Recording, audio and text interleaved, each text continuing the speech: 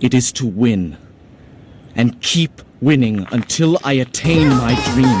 A dream they clung to and risked their lives for. Griffin, stop it! I can't just step over the bones of the dead in order to realize it.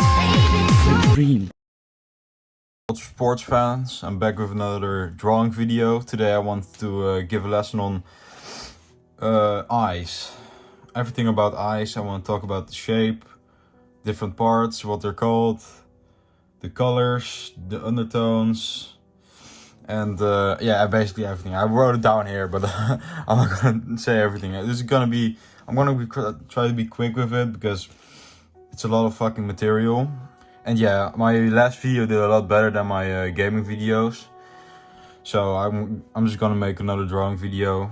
And let's just start out with shape. First of all, there are way more shapes than I've drawn here.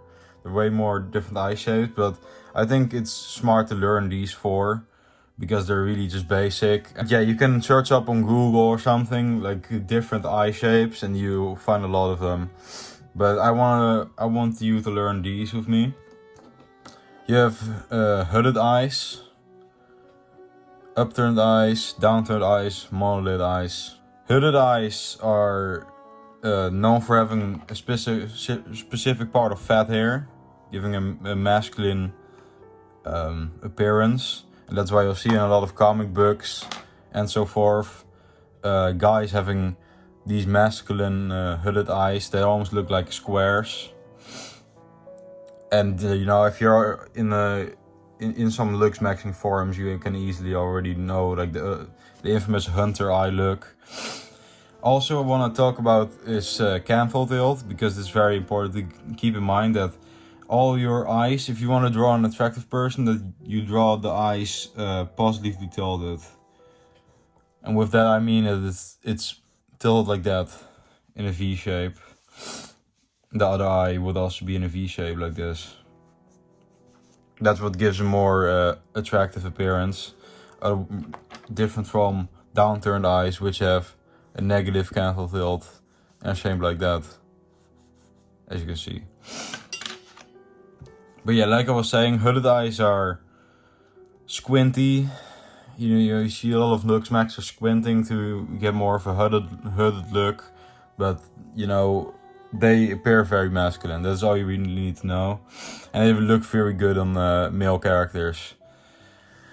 Then you have upturned almond eyes. I wrote upturned here, but they're not really upturned eyes as a shape. But they're mostly just almond eyes. But just like these ones, they're upturned with a positive tilt, making them have a more attractive appearance. But this will be the female version of the most ideal eye ratio. Which doesn't mean that these ones can't look attractive on females or these ones can't look attractive on males. I would just say that this one is a more feminine appearance and this one is more of a masculine appearance. Then you have downturned eyes, which, you know, I've drew them very badly here. But also this little white shape under the iris is also seen as unattractive. I drew it here to show that it was a different shape than this one, but I would mostly advise you draw eyes without the little piece of sclera under the iris here. I would just make it bigger if you do this. But yeah, this is more of an unattractive eye because it's negatively tilted, and yeah, it's got a lot of sclera under the iris, giving it more of a round look. And then you have monolid eyes, which are prominent in Asian cultures, and they are known to have no crease, which the other ones do have. Like you can see here, all of these have an eyelid crease, but this one doesn't have it because Asians don't have an eyelid crease. So there's something to keep in mind if you're drawing Asian characters. Next up, I want to draw a little bit with you guys. This is also going to be my sketch for my later colored eye I'm going to be drawing this video. But I want to do this to talk about different eye shape. No, not eye parts, the parts on the eye. So you can also draw along if you want more of a practice sketch. I'm just gonna be talking about the different parts an eye has. When you're drawing an eye, I recommend just starting off with a really rough shape. It doesn't have to be very good. I mean, you're gonna go in later anyways. This part I'm drawing right here is the eyelash. And I think you know what a fucking eyelash is, okay? Lower eyelash. This is a canthus right here. Canthus is also known as a tear duct, but the tear duct is actually what is inside of the eye, a little tube where tears flow out. But this little part right here specifically is called a canthus. It's attracted to have it down pointed. It also goes against the same principle that it shows that more positively tilted eyes are automatically gonna have a more attractive appearance. But you can see a lot of people try to get more of a downturn look using makeup in this part of the tear duct. Then the main part of the eyeball. Anyway, let me talk about the different parts first. Hold on. The black part here is called the pupil. This is very basic stuff, but still, the sketch is a little bit wonky, okay? But this inner part right here is a pupil. This part right here is the iris.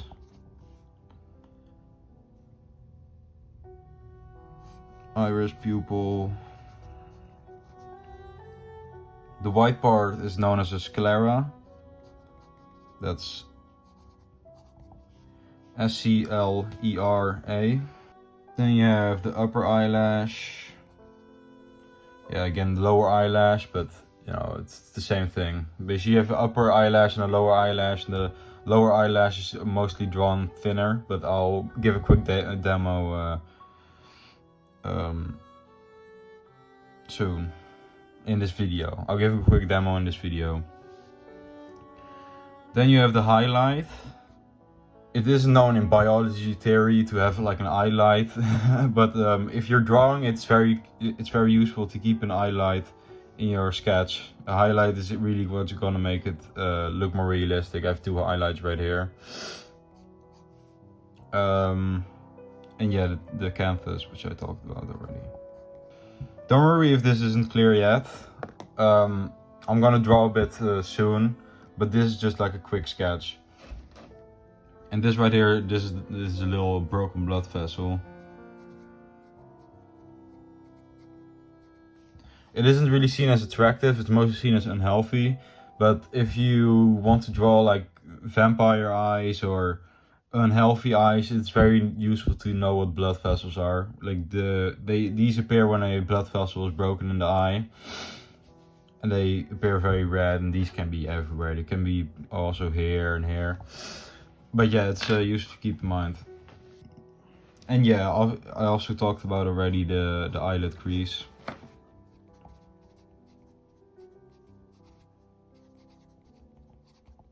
Which appears back here. You can mostly just draw it by giving a simple crease behind the eye, like that, or here, or it's gonna be higher. Now I wanted to give a quick demo on with colored pencils. This is mostly gonna be the color theory about the eyes. In the eye there are really a lot of colors if you really think about it. There's really dark parts, there are red undertones on the skin. And yeah, I wanna do a quick colored pencil demo, but this is gonna be a time lapse. Now I'll just draw it with you guys, okay? Drawing the upper eyelash here. This can be just fully drawn in black or whatever. You normally don't see a lot of reflection or separation in the eyelash. Or you do see separation like this, but you don't really see it like hair where it has shines. So I recommend mostly just coloring this in full black. But you know, I'm not a realism artist. If you want to draw the lower eyelash, I'd recommend just drawing very simple lines here. They're not as thick as the upper eyelash, so you can mostly just draw them by little tiny lines. I'm doing this fast, but this is really more realistic than the eye at least.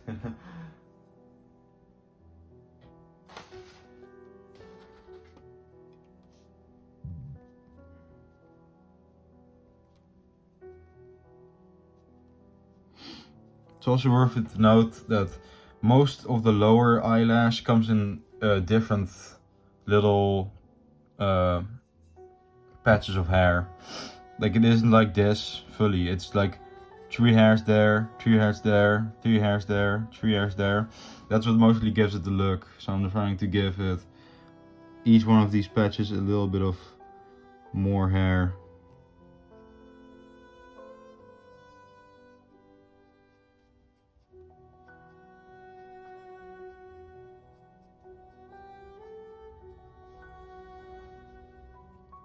That looks a lot better already.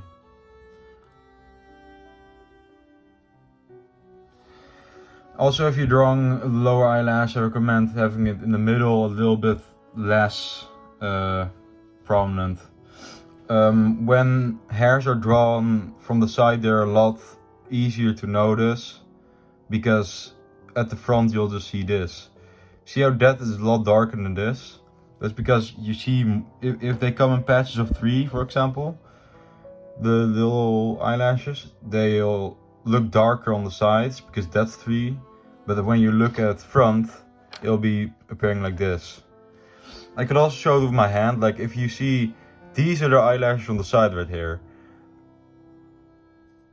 But this is in the front. It's a little bit more separated. No, it's also very basic thing with teeth, for example. If you draw teeth like this, on the sides it'll look a lot darker than in the middle. The separation between the teeth. Like let's just say these are tooth right here. You just pull like a grandma's tooth out. You see that these are a lot more separated. It's hard to explain, okay, but it makes sense. I said the same thing 5 times, so yeah, hopefully you understand it. Anyway, that is the lower eyelash.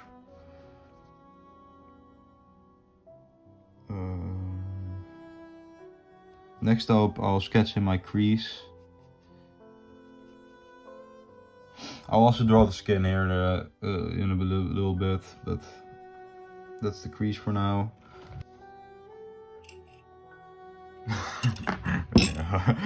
Hold on.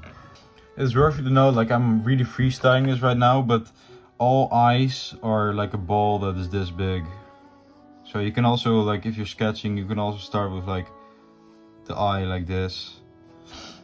I think it's a lot more better if you're drawing a full face, but now I'm specifically drawing like the shape here. And that's like what's inside, and then skin is pulling it together. That's why you also see a lot of people have like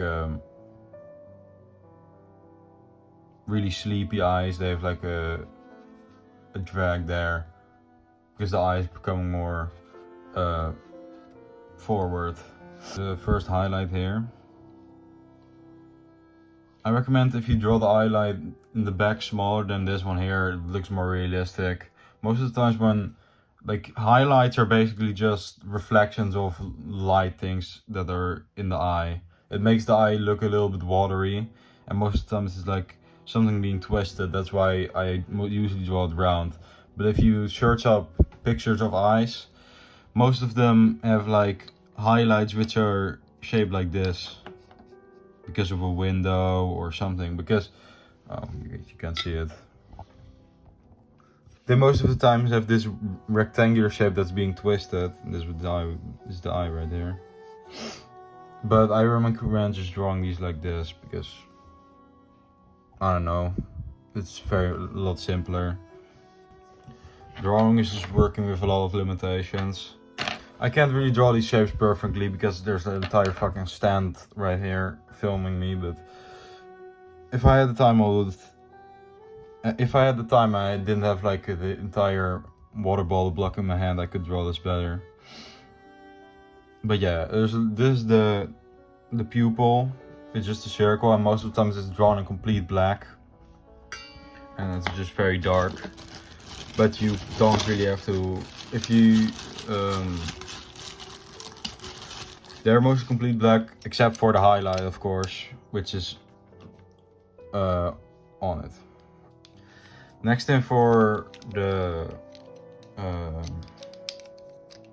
For the iris, I'm gonna draw blue eyes. I recommend if you draw a iris, you can start from the top because it's usually darker because of shadow, and then fade out like this, fade downwards. The upper part is always darker than the lower part. I don't know how to tell this, but it's almost always that way. It's probably because of the eyelid shadowing this part down. But yeah, it looks a lot more realistic if you start with the upper part dark and then go downwards. I also have a very dark outer circle right here, all of the irises. And then it's pointed inwards. But I don't really recommend you draw that much.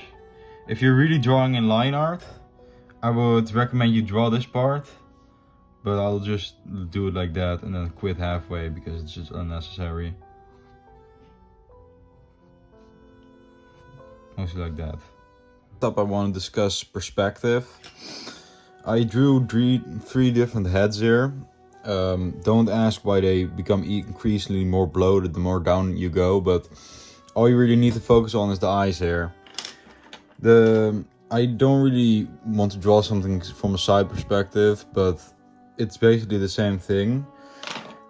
The most important thing to forget when drawing an eye is because, as you can see, the more up you go with your head, the more negative your tilt looks. So right now the eyes are pointing like that in this drawing, which is negatively tilted, and here they are like that.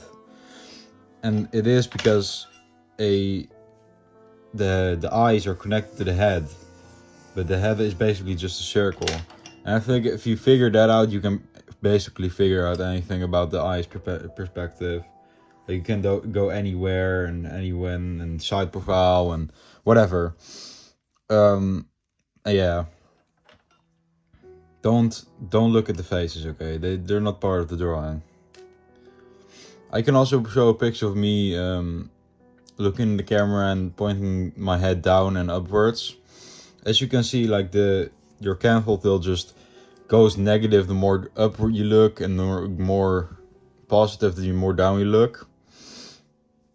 And I think that's the most important thing to keep in mind when drawing eyes in perspective. But I think I'm going to talk about this more when I do my full face video, talking about the anatomy of the face and stuff. Anyway, I think that's it for this video. I honestly can't really think of anything more to talk about.